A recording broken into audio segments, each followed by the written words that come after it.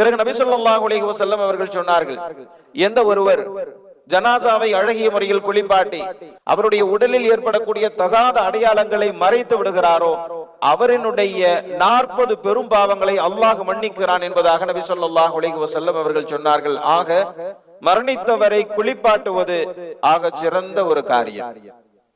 நபி ஸல்லல்லாஹு அலைஹி வஸல்லம் அவர்கள் சொன்னார்கள், யார் மரணித்தவருக்கு கஃன் இடுகிறாரோ அல்லாஹ் அவருக்கு சுந்துஸ் என்கின்ற பட்டாடையை சுவர்க்கத்தில் அணிவிக்கிறான் என்பதாக நபி ஸல்லல்லாஹு அலைஹி வஸல்லம் அவர்கள் சொன்னார்கள். மரணித்தவருக்கு கஃன் இடுவதும் ஒரு கடமை.